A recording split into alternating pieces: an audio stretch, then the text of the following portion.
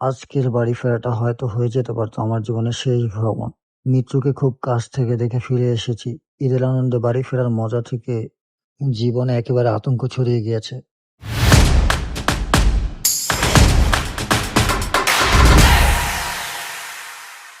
আসসালামু আলাইকুম everyone, welcome to my channel. আশা করি সবাই অনেক অনেক ভালো আছেন, আমিও ভালো আছি। তাই ঈদের আনন্দ, ঈদ উদযাপনের জন্য নিজের গ্রামের বাড়ি ভোলার উদ্দেশ্যে রওনা করলাম সকাল ৮টায়। তো আমি লঞ্চ ঘাটের দিকে যাচ্ছিলাম। সকালবেলাও একদম আবহাওয়া পরিস্থিতি খুব সুন্দর ছিল, কোনো আকাশে মেঘ ছিল না, আকাশ একদম পরিষ্কার ছিল। আমরা যখন সদরঘাটে চলে আসি তখন সদরঘাটেও তেমন একটা ভিড় ছিল না, একেবারে ফাঁকা সদরঘাট। মনে হচ্ছিল যে আমি নর্মাল সময় যেভাবে বাড়িতে যাই সেই সময়টাই। ঈদ আনন্দ উদযাপনের জন্য মানুষ বাড়ি ফিরছে, তারপর সদরঘাটে তেমন কোনো ভিড় নেই।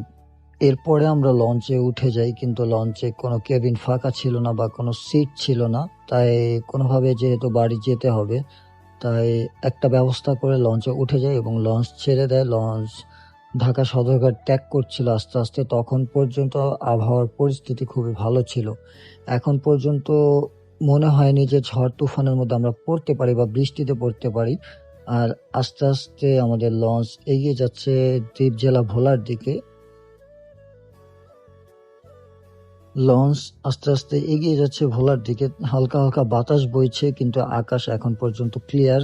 বৃষ্টির কোনো সম্ভাবনা নেই বা ঝড় তুফানের কোনো সম্ভাবনাই ছিল না। কিন্তু একটা সময় আমাদের পরিস্থিতি এত খারাপ হয়ে যায়, যেটা সামনের ভিডিওতে দেখতে পারবেন।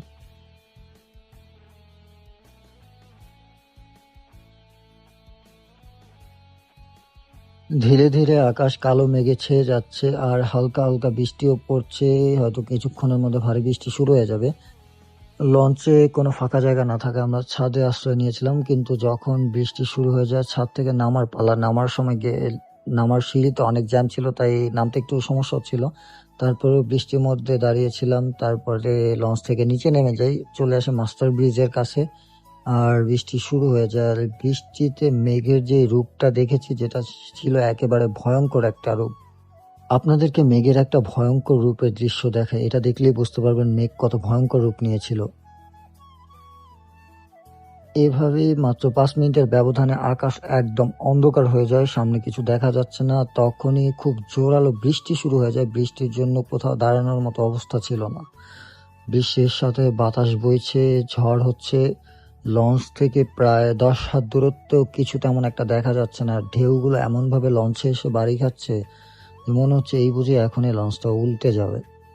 আমি লঞ্চ ভ্রমণে এইরকম ঝড় তুফানে বহুবার পড়েছি, বাট এইবারের অভিজ্ঞতাটা ছিল বরাবরই একেবারে আলাদা, যেটা প্রকাশ করার মতো না। কিছুক্ষণ প্রায় ১.৫ ঘন্টা বৃষ্টির ঝড় তুফান হওয়ার পরে ঝড় থেমে যায়, কিন্তু নদী ছিল অনেক উত্তাল, যার জন্য লঞ্চ দুলতে দুলতে এগিয়ে যাচ্ছিল ভোলার দিকে।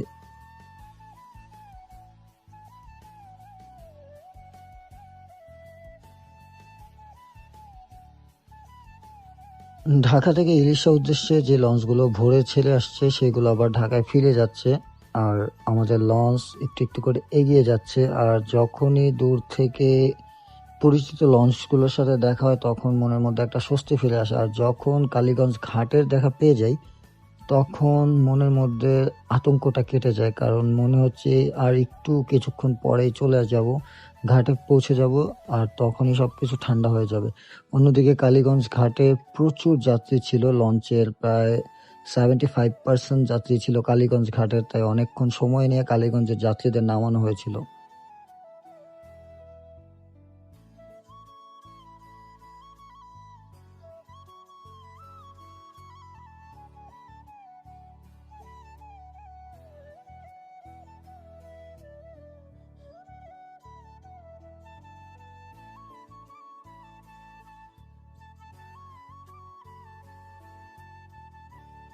এরপরে যখন ইলিশা লঞ্চ ঘাটটা চোখের সামনে চলে আসলো, বুক ভরে নিঃশ্বাস নিয়েছিলাম। ভেবেছিলাম আল্লাহ হয়তো রহমত করেছে এবং আল্লাহ তাআলা বাঁচিয়ে দিয়েছে।